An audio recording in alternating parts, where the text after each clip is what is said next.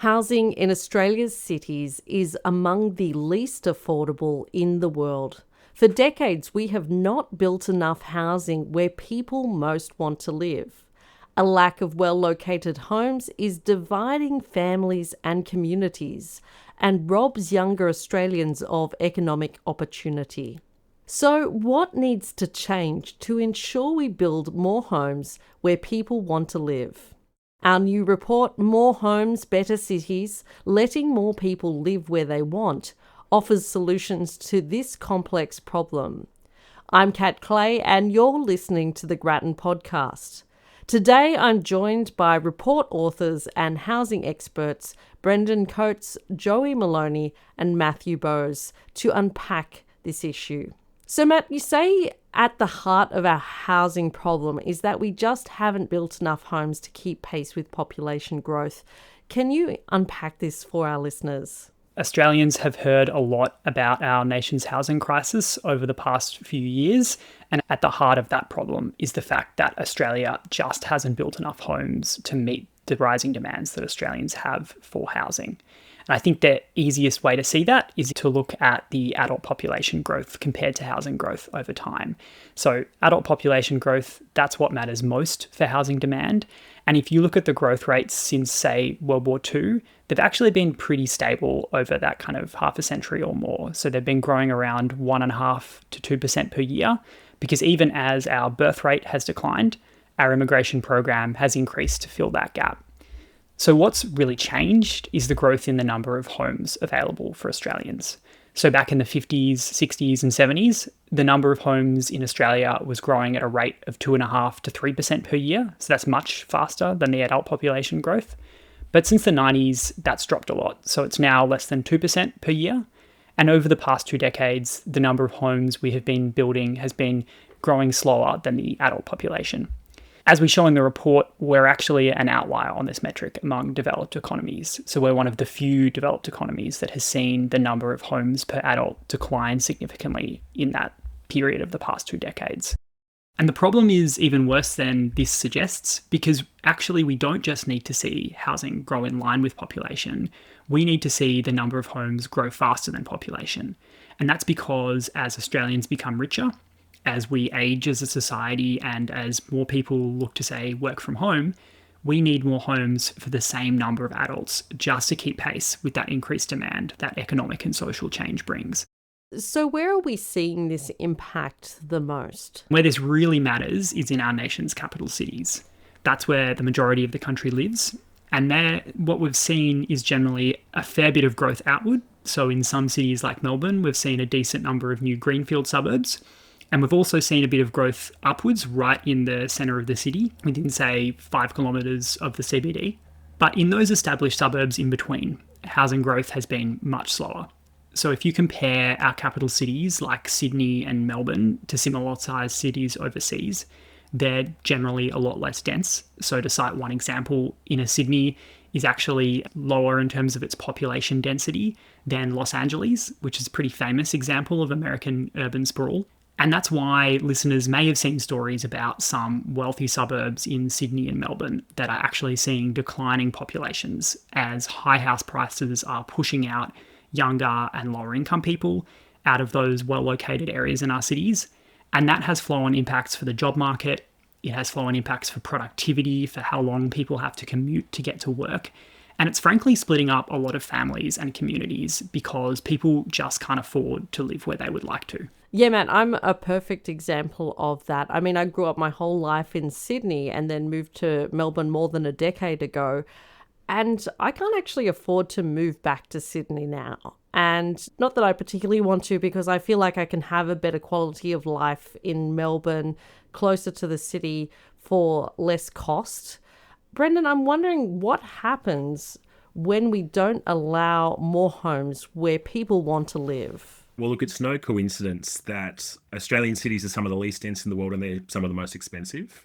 That's because as demand rises, as more people want to live close to the centre of the city, what you should normally see happen is the city will start to build up. More people will live in apartments and townhouses and denser forms of housing. because that's how you can economize on the value of land, because there's only so much land within, say, 20 kilometers of the center of our major cities. And the best way to make use of that is to go higher. Now, when planning rules don't allow that to happen, then what you see instead is what we've seen, which is that land values just keep going up and up. And if most of our homes are established freestanding homes, then they just keep going up and up in value.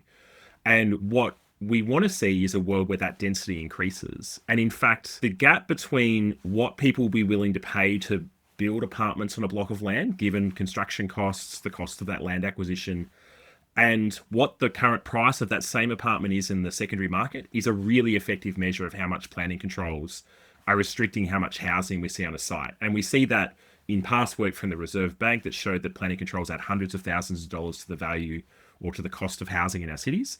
And we see that in our own work where, you can build more housing in places like Woollahra in Sydney for up to $500,000 less than what that same home's selling for in the secondary market, and nearly $300,000 less in the city of Melbourne. And that excess profit, that extra profit you can make from building higher, is highest at the moment in places around the beachside suburbs of Sydney and in Melbourne's inner east. And that's just showing you the constraints that planning is putting on our housing system. Joey, the report says that state and territory planning systems say no to new housing by default and yes only by exception. Tell us a bit more about what that means in practice. So basically, probably the place to start is a quick high level of how the planning systems in our country actually come to be. Basically, each state government has a piece of legislation that creates a planning system.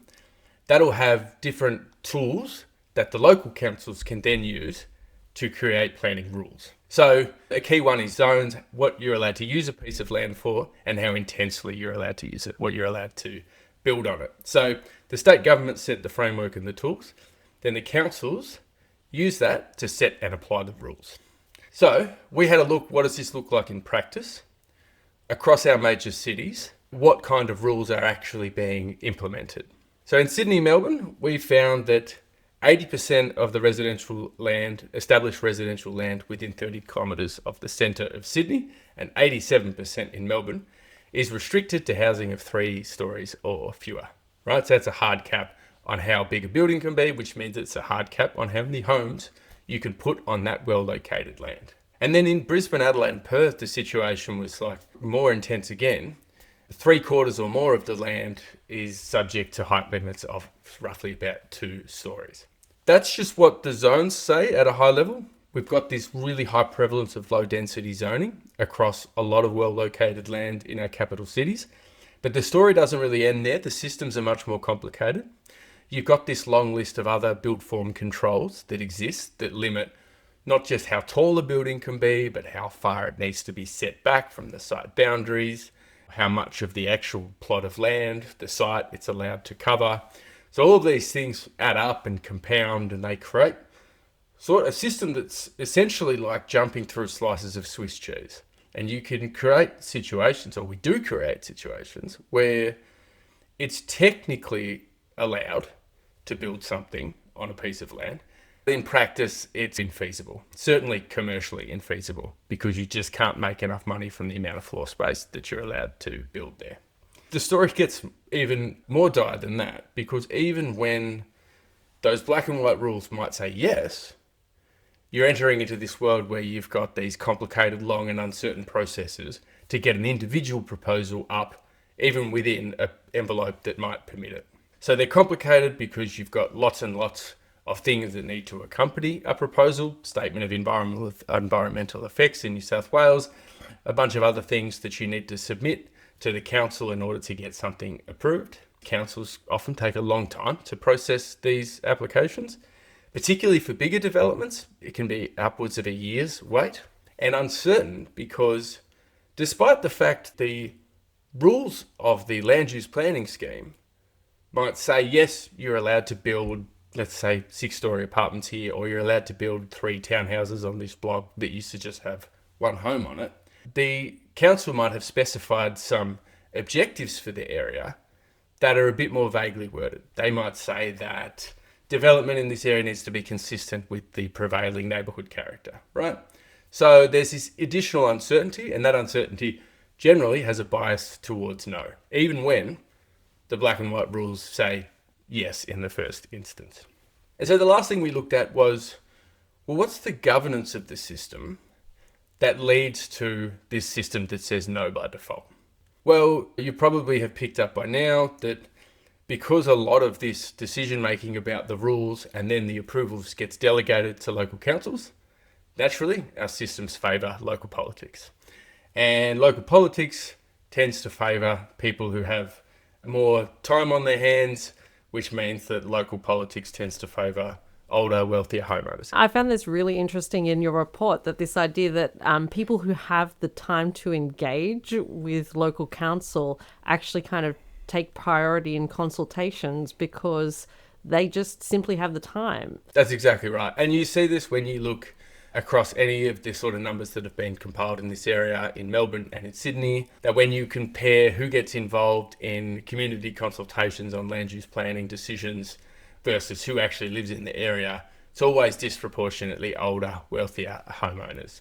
So that's why the governance of our system has this bias towards no, and then downstream of that, the rules and the processes in the system have a bias towards no as well. Yeah, I mean, it's my absolute plan for my retirement to get involved in local politics. I think it'd be fun.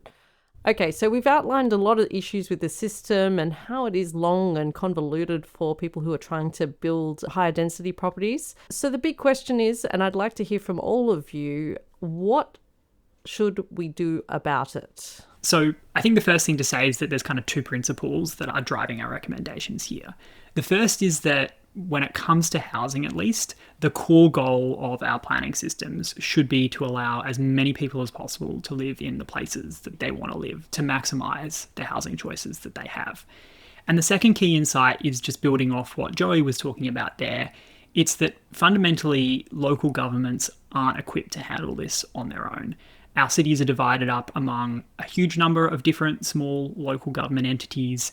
They tend to be focused on appeasing a pretty small share of existing residents who often oppose change. And so it's ultimately the state governments that write the planning legislation and that need to be able to take the broader view and ensure that our planning systems are up to scratch and are providing that housing choice. We have 3 recommendations in terms of what kinds of changes states need to make to the rules that allow new homes to be built and where they're allowed to be built. The first of those recommendations is that we think that state governments should allow up to 3-storey apartments, townhouses and terraces on all residential land in our major cities. So there's a number of reasons for this, but ultimately we think that this is a pretty small step from the existing kind of homes that we're already seeing in a lot of these inner suburbs. This kind of low-rise housing, it's cheaper and easier to build than higher-rises. And it also offers a different kind of housing choice to Australians that's a bit closer to the kind of traditional detached home that a lot of Australians want. So it's providing a really important outlet for the demand that there is for new homes in our cities. The second thing that we think governments should do is to allow for at least 6 stories in areas around commercial centres and transport hubs. So these are clearly areas with good public transport. They often have lots of other amenities like great shops or health centres. They've often got really high demand for new housing. And we've seen New South Wales and Victoria take important steps to allow for more homes in these areas with programs like the low and mid-rise housing policy in New South Wales and the Activity Centres program in Victoria. But we think there's a strong case for these programs to go further to ensure that they allow for at least 6 stories within all of these areas in walking distance of key train stations. And we also think that other major cities like Brisbane, Adelaide and Perth, they should also be looking to do the same around train stations, as well as around rapid bus stops and shopping centres. And finally, we think there's a really strong case for state governments to step in and upzone the most high demand areas in our cities to something like 12 stories or higher, where there's clearly that really strong demand. And again, we've seen some efforts from state governments in this direction. So for instance, the New South Wales government has been doing what are called state-led rezonings, which basically involve them identifying areas where there's high demand and ensuring that there is permissibility within the planning system to allow for that kind of apartment building of 12 stories and higher. And that's really something we need to be seeing all state governments doing to ensure that where people want to move into these areas, there are homes for them to move into. Yeah, and the most high-profile example of that is the Woollahra upzoning that the Minns government's announced to put 15,000 homes in Woollahra. It's about 4 k's from the city, very affluent area, great connections to the rest of the city. That's probably the most prominent example of that state-led rezoning program. Joey, what about you? What do you think we should be doing? Yeah, so Matt just went through the changes that we think to increase the general permissibility in the system, right? So that we can get more homes built in our major cities, particularly in those well-located areas. But downstream of that, there's this question of, well, what are the processes by which individual proposals within that permissive landscape are evaluated? And like I was running through before, we've got this silly situation in our systems where we set these rules, but then we still have these laboured arguments and processes about individual developments and whether they should be allowed and whether they fit within the local context and whatnot. We think basically, as a general principle, your system should set the rules and that they should be the rules, and that things that fit within those rules should be allowed to proceed. Basically, yes, by default, if you are consistent with the prevailing planning rules in the planning scheme. So for modest density, like we said, we think 3 stories is a reasonable floor to have across our cities. For that modest density, we don't think that really needs to go through a planning permit process. There's complying development processes, which means that, the plans can still get certified as consistent with the prevailing rules, but you don't need to go through the council to get a planning permit. And, some state governments have these processes already. They're a lot quicker, they're a lot more efficient, and they're a lot more certain.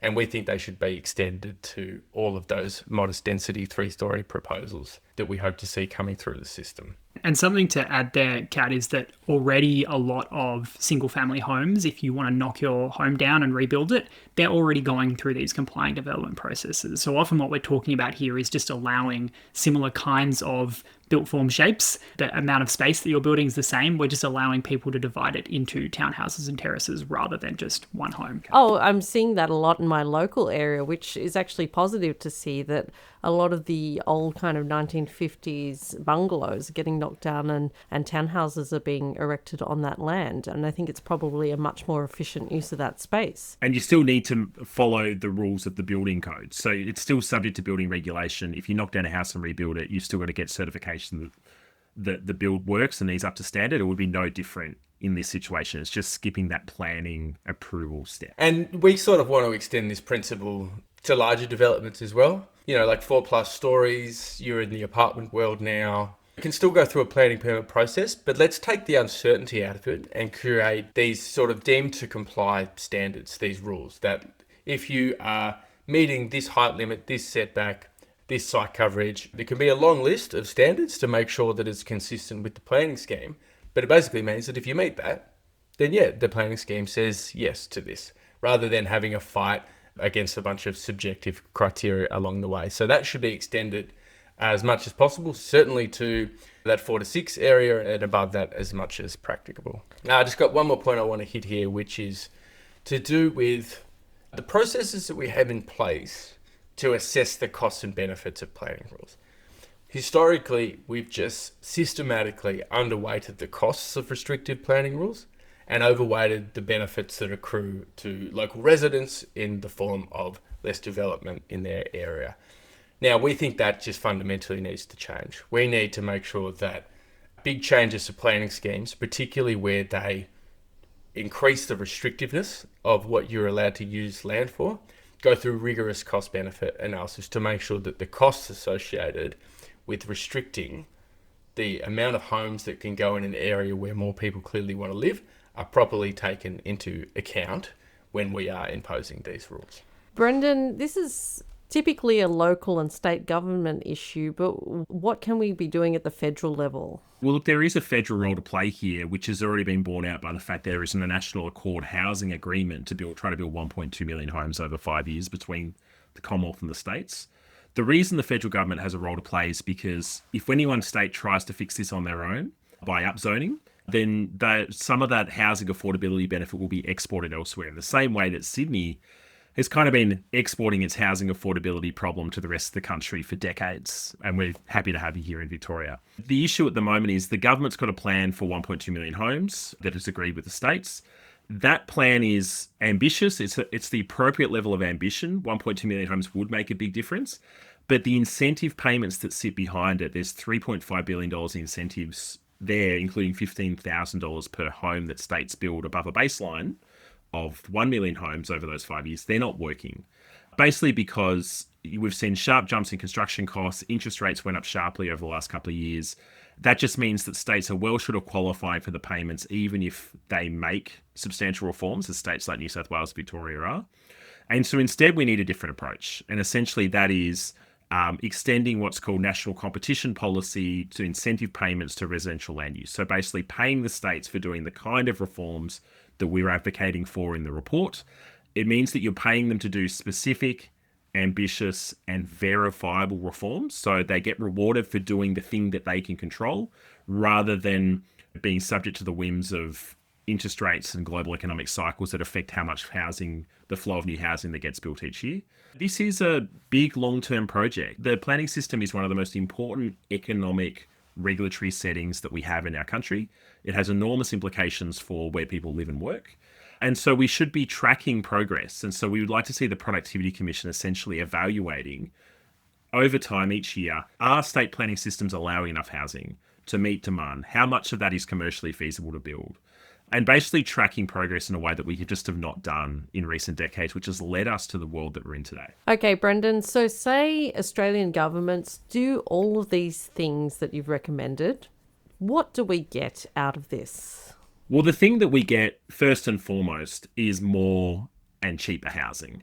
Basically because if these controls are stopping us from building the housing we want, then if we relax them over time, we'll see more housing. We saw this in Auckland, which we've talked about on the podcast before, that Auckland did a big upzoning in 2016. Within 6 years, the estimates are that's added 4% of the housing stock that wouldn't have otherwise been there. Rents are 28% lower than otherwise would be. In Auckland's, the one city in New Zealand where house prices have not risen vis-a-vis inflation since 2016, where they're up across the rest of the country. So what we should expect to see if we benchmark to those kind of reforms there and the impacts is ideally we see a world where up to 67,000 extra homes get built on average in the long term in Australia compared to the pace of housing that we've had, home building we've had recently. That's enough to basically reduce rents and house prices by about 12% over a decade. That would shave $100,000 off the median home price in Australia within that decade. And in the longer term, the effects are even larger because obviously prices and rents are set by the balance between the demand, which Matt talked about earlier, and the supply in the stock of housing. And we only add 2% of the housing stock each year. So it's taken decades for this problem to emerge. It'll take us a couple of decades to fully solve it. But there's other benefits as well. So beyond that housing affordability benefit, you get particularly a benefit for low-income earners because when you build more housing, actually those that tend to benefit the most end up being those at the bottom who are otherwise stuck in this Hunger Games situation struggling for housing. Research from Australia and elsewhere shows that if you build more housing, you get a particularly big fall in rents and prices at the bottom. And that's enough to materially improve people's lives who are otherwise struggling. It doesn't take away the need for things like rent assistance increases, which we've talked about earlier, in social housing. And then you get this big economic benefit because we're in this world where if people can live where they want, they can locate closer to their work, employers have a larger pool of workers they can draw upon, and you get these agglomeration scale economy benefits from the co-location of workers and firms. You get a greater transfer of ideas and knowledge and higher productivity. And we estimate that could boost Australia's GDP by, about $25 billion in today's dollars by 2050. So that's a 1% boost to GDP. Brendan, New South Wales and Victoria have already announced big reforms to planning rules over the past 2 years. How far have they gone to doing what you recommend? They've actually gone a fair way, particularly in Victoria. And this shows that the politics of planning is shifting, that we've reached a point, particularly in Sydney, where the housing crisis is such a crisis that it's spurring politicians into action. So both states have done variations of what we recommend, both upzoning for more gentle density across large areas of the city and those higher density apartment buildings being allowed more around transit hubs. Overall, when we look at what those two states have done, the increase in the zone capacity, the amount of extra housing that's theoretically permitted to be built, Victoria's reforms boost that zone capacity in Melbourne by the equivalent of about 70% of the existing stock. In Sydney, it's about 40%. And to put that in comparison, when Auckland did their upzoning, they essentially increased the amount of capacity by the equivalent of 100% of the existing housing stock. So we're talking about pretty material reforms. And the good news is quite a lot of that extra capacity is actually profitable to build. So particularly 3-story townhouses are relatively cheap to build. They're stick builds. You don't need underground car parking. You can just have a garage if you've got parking on site. They're not using specialised labour and equipment, as Matt mentioned earlier. So they can be fast to build, less than a year to construct. And the other place where we're seeing it's really profitable or it's feasible is those really higher density apartment buildings, 8-10 stories and more. Where there is this uncanny valley is it is really hard to build 4 to 6 story apartment buildings because you've got to do basement car parking, elevators, extra fireproofing, reinforced concrete, adds a lot to the construction costs. And you're just not going high enough to get that extra return to make it profitable to build those high densities or those medium densities. But the place that New South Wales can really learn from Victoria is in the gentle density space. So we've recommended we should have 3-story townhouses be available anywhere on any residentially zoned land without restrictions on minimum lot size. Victoria's actually gone a long way to that. It's 3-story townhouses on a lot of land and then 2-story in the neighbourhood residential zone, our restrictive zone. By comparison, New South Wales has just gone a lot less. So a site, say 1,000 square metre site in Melbourne, you can probably build somewhere between 5 and 10 townhouses. The equivalent site in Sydney, you're looking at, say, 2 to 4 homes at most, and a floor space ratio of half of what you can permit in Melbourne on the same site.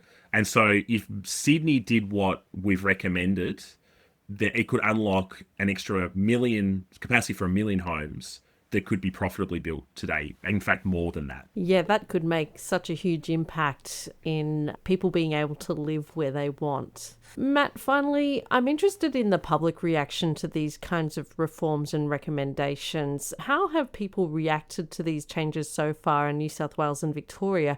And I'm thinking especially of the people who say that building higher is going to affect the amenity of the suburb and the way that it looks and feels. Well, any time that we look to create change in our cities, there's going to be some people who are concerned about that change. And certainly we've seen some people in Melbourne and in Sydney raise concerns about these programs, particularly because they might change the way that their neighbourhoods look. But I think the really positive thing we're seeing is a change in mindset, I think, for a lot of the population around what change in our cities means. A lot of the time we've probably focused too much in the past on the downsides of changing our cities, of allowing more apartments and allowing more townhouses and terraces in existing suburbs. And people have pointed out, well, what are the impacts going to be like on my commute? What are the impacts going to be like on my local school? And I think that what's become really clear, particularly as the population in a lot of these well-located suburbs flatlines or declines, is that there are a lot of costs when we don't allow people to live in the places that they would like to live in. It's really bad for our kind of social fabric. It is problematic for families when they don't know where their kids will be able to grow up and live, or whether they'll be able to grow up and live in the places that they would like to. It's really problematic for sort of jobs and employers when they can't actually access the kinds of employees that they would like to because they just can't live close enough to the places that they work.